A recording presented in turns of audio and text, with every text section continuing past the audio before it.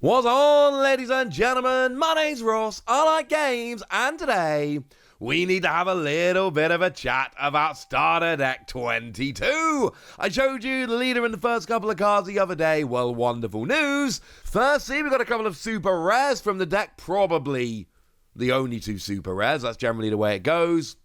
But we've also got the alternate art leader. So let's start there.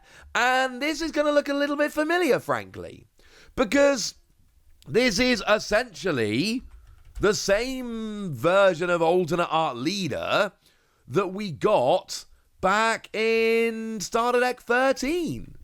It's, take a look at the Luffy from Starter Deck 13. This is the same style of alternate art leader.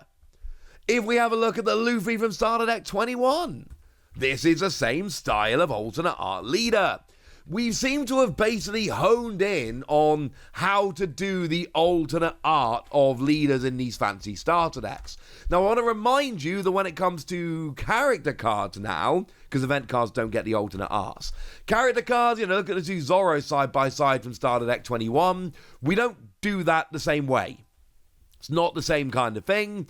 It's done differently. However, just worth pointing out that the leaders, we seem pretty set at this point as to how we're doing it. The characters, we're going to have to wait and see. My inkling is, and I think this makes by far the most sense, we're going to have it done in exactly the same way as we see it done in Starter Deck 21, the new one. But that's going to have to be a wait and see scenario. Now, remember with the Ace and Newgate leader, it is a dual leader, but it doesn't actually mean anything. 5,000 power, 5 life, mono blue, just special. There's nothing ironically special here. It could just be a single leader. It's called Ace and Newgate. And we've got activate main once per turn. You may show a Whitebeard card from your hand, and then you draw a card and put the revealed card on top of your deck. So then we've got a bunch of cards which essentially take advantage of having the right card on top of your deck. And as I told you when I showed you this a day or two ago, the big answer here is Sanji. The OP06 secret rare Sanji, which is very quickly becoming one of the very best cards in the entire game, because that's got the on-play, reveal a card from the top of your deck, and if it's a character card that isn't a 10 cost and isn't Sanji, play it for free? Well, yeah. You can use your leader to guarantee you've got the card you want on top of your deck, and you are being rewarded for going tribal here, but we're basically looking for the right card to play for free. And remember, the Newgate that came around in OP08, well, good news it's blue, bad news it's a 10 cost, so you can't use that one. And the Newgate that came around in OP02 is red, and this is a mono blue leader, so you can't use that one. Hopefully there's going to be a big bad Newgate character we can copy here or play for free. We'll have to wait and see. What we do have, however, starting off, is a 7-cost Kouzuki Oden. And this one looks fun. We got 8,000 power, which is nice. And we got 2 skills. Firstly, when this character would be removed from play by one of your opponent's effects, you may instead trash 2 cards from your hand. Now, you're going to need to try keeping up a bunch of draw to be able to use this consistently, but it kind of means your opponent's going to have to go after it the normal way. But if they go after it the normal way, by actually attacking it, you can use blockers and counter and all of that to keep it alive. So if you're worried your opponent's just going to counter and use blockers, etc. to keep the characters alive, and you just want a nice, easy way to get rid of them, well, what you do is you use a card and use the effect of the card to take out the character. Except that won't work here. Or maybe your opponent can play 2 or 3 cards to try and remove it and just make you wreck your hand. One thing that's very important, and I have done the translations myself here as I always do, it doesn't say once per turn. It just says, if this character would be removed from the field by your opponent's effects, you may instead trash 2 cards from your hand. Which means that if it's not limited, yes, you can do this multiple times. So your opponent can try using 3 different event cards to get rid of this, and you'll have to discard 6 cards from your hand. But if you're able to discard 6 cards from your hand, it will actually work. And you will actually be able to pull this off, which is kind of ridiculous. Do we want to keep this on the field? Well, the second skill here is activate main once per turn, and it does specifically say once per turn. you may rest 3 Don and return one of your other characters, not Kouzuki Oden, from the field to your hand, and then activate this character. Yeah, I love this. Because even returning another character to your hand, this is a good thing. We like this. Because what you're going to do is you're going to find a card that's got a really nice play skill, but you don't actually want it on the field and bump it back to your hand. Or you're going to find a character with counter plus 2k and bump it back to your hand. So it's actually working for you, which is wonderful. And then, of course, you get to attack twice. But the great thing about being able to attack twice with the same character is you can do things like whack a couple of Don on Kouzuki Oden, and then that Don is on there. So you attack, and then you rest 3 Don and return one of your characters to your hand to activate it, but then you've still got the extra 2 Don on there. So you're getting double use. Any Don that you put on here, or any boost you give it for the turn, you get double duty from it. And that's what I like so much more here. The idea that you can essentially double up on any bonuses you've given the character, that makes it way more fun. I like this very, very much indeed. But there is another character we've seen. Obviously, we've got ourselves an Izzo. That shouldn't really surprise anyone here. And what I really like, if you have a look at the art of Izzo, you can kind of see Kouzuki Oden running away on the ship in the background.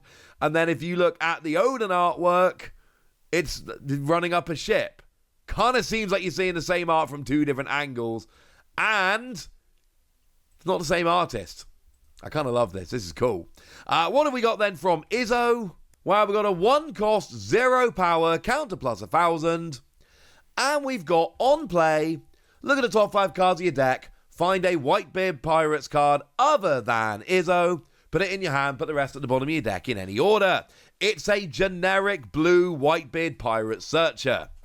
We like these generic searchers. One Piece isn't a card game that's got a ton of draw, but we do see these all over the place in a bunch of different types of deck. And this is good. We like these, we need these, so having the option here to play this and search out a Whitebeard Pirate is great, especially given the fact that the leader here, as I've already told you, kind of pushes you to play a tribal Whitebeard Pirates deck. We kind of need to play a Whitebeard Pirates deck in order to be using the skill on our leader every turn. So do that. That sounds like a plan, honestly. And here you've got your generic searcher. And the good news is, this is another one of those whereby you play this down, you activate the skill, you do your search, you've then got, I'm going to be blunt, a terrible 0 power character sitting on the board. Well, this is exactly the kind of character you can bounce back to your hand with Kouzuki Oden in order to activate their skill. And of course, it's worth pointing out, this has counter plus 1,000. I'd rather have counter plus 2,000, obviously. But beggars can't be choosers. It'll be fine. But there is actually a second skill here as well. When your opponent attacks, you may trash this character, and then you draw a card and put a card from your hand to the bottom of your deck. Okay. It's not phenomenal draw, but it is quite decent in terms of just giving you an option. Like, it's really annoying with One Piece where you play these characters with good on-play skills, but they're very weak and they kind of sit there and you're not going to put 5 or 6 Don on to attack with them. So just kind of sitting there and then you just replace them with another character. Way better when you can actually get them off the board with an advantage, and that's what we've got here. Either you use Kouzuki Oden to return it to your hand, and then you've got a counter plus 1k in your hand ready to go, or you use the when your opponent attacks skills to trash the character to draw one and put a card on the bottom of your deck. You're not gaining any cards, you're net 0 when it comes to cards in hand, but you are seeing an extra card here. You've got a better chance of drawing into that card you particularly want, and that, frankly, is wonderful. I'm a fan. This is nice. It's still a bit early to get hyper excited about this starter deck. We still need that one big card where we can go, boom, play that with Sanji, job's a good one. I don't think we've got the perfect Sanji card to take advantage of with this leader yet. However, I do think we might be in a position where one or two more interesting cards, things get happy. There we go. That's what you need to know. And now it's over to you guys. Are you starting to get hyped about this starter deck? Do you think it's going to end up being good? Let me know in the comment section. Go nuts! Be nice. And then make sure you like this video, subscribe to this channel, follow me on Twitter at TheWasi. That's where we talk about One Piece and a bunch of other card games.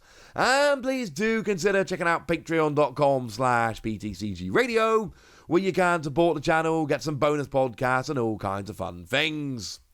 But by far the most important thing as always, look after yourselves till next time, would ya? Thank you very much for watching. My name's Ross, and you've been watching PTCG Radio.